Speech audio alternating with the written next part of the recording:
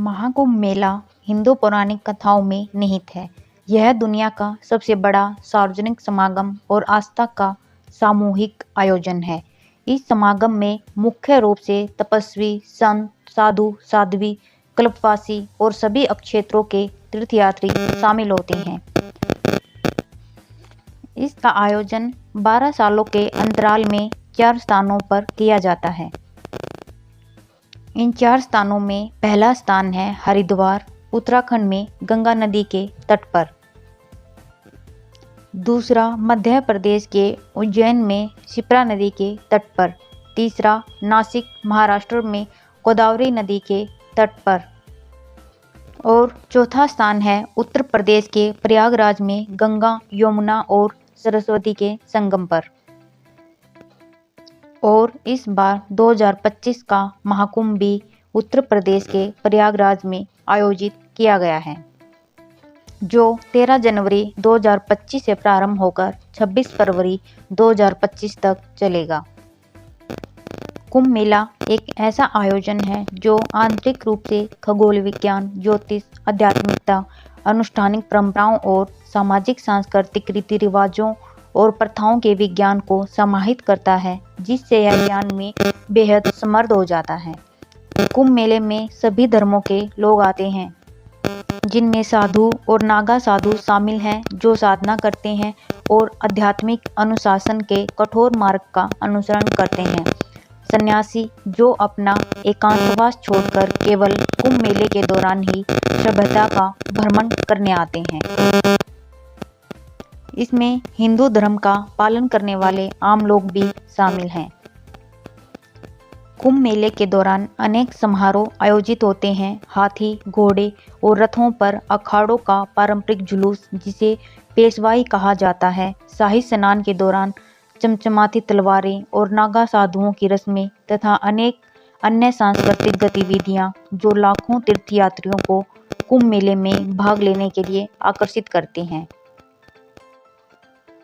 इस आयोजन में डुबकी लगाने से न केवल पापों का नाश होता है, बल्कि जीवन में सकारात्मकता और शांति का संचार भी होता है। महाकुंभ से लौटते समय लोग केवल आध्यात्मिक अनुभव ही नहीं, बल्कि सुख, समृद्धि और आशीर्वाद भी साथ लेकर आते हैं। इस दौरान कुछ विशेष चीजें संगम से लाना शुभ माना जाता है, जो घर में सुख, शांति और समृद्धि का प्रतीक बनती हैं। अगर आप भी संगम जा रहे हैं तो इन चीज़ों को जरूर साथ लाएं। त्रिवेणी संगम की मिट्टी को अत्यंत पवित्र और शुभ माना जाता है। मान्यता है कि संगम से लाई गई मिट्टी में सकारात्मक ऊर्जा होती है, जो घर के वातावरण को शांतिपूर्ण बनाती है।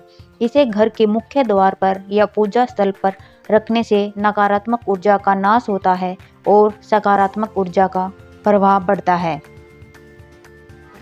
अगर आप वहां जा रहे हैं तो गंगाजल को भी घर ला सकते हैं। गंगाजल को हिंदू धर्म में शुद्धता और पवित्रता का प्रतीक माना गया है। महाकुंभ के दौरान संगम का जल और भी अधिक पवित्र हो जाता है।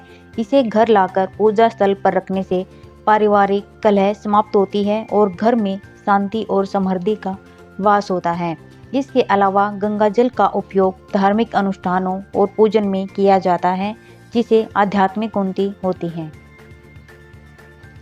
आप वहां से तुलसी के पत्ते भी ला सकते हैं, क्योंकि महाकुंभ में तुलसी के पत्तों का महत्व और बढ़ जाता है। यहाँ से तुलसी के पत्ते लाकर घर में रखने से घर की गरीबी दूर होती है और आर्थिक समृद्धि का मार्ग खुलता है। तुलसी को देवी लक्ष्मी का स्वरूप माना जाता है और इसे घर में रखने से सकारात्मकता बनी रहती है। महाकुंभ से शिवलिंग या पारस पत्थर लाना अत्यंत शुभ माना गया है। इसे घर के पूजा स्थल पर स्थापित करने से परिवार में सुख, शांति और सौभाग्य का वास होता है। यह धार्मिक प्रतीक न केवल आध्यात्मिक ऊर्जा प्रदान करता है, बल्कि जीवन में आने वाली परेशानियों को भी दूर करता है। महाकुंभ केवल एक धार्मिक आयोजन नहीं है, बल्कि यह आत्मा को शुद्ध करने और जीवन में नई ऊर्जा भरने का अवसर भी है।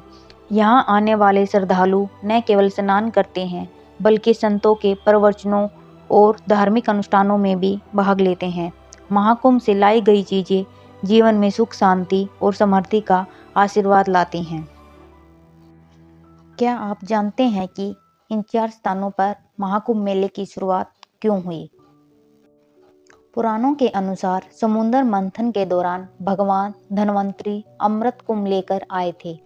तब देवताओं और दानवों के बीच अमृत प्राप्ति को लेकर संघर्ष छिड़ गया।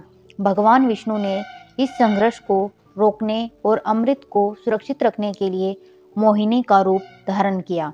उन्होंने अमृत कलश को सुरक्षित रखने के लिए इंद्रदेव के पुत्र जयंत को सौंपा। जयंत अमृत कुंभ को लेकर आकाश मार्ग से चले, लेकिन दानवों ने उनका पीछा किया। इस दौरान अमृत की कुछ बूंदें पृथ्वी पर गिर गई।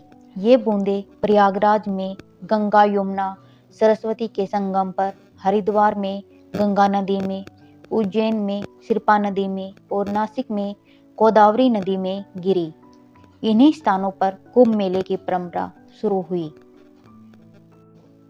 इन्हीं स्थानों पर कुंभ मेला हर 12 साल में आयोजित होता है, जबकि हर 6 साल में अर्ध कुंभ मेला लगता है।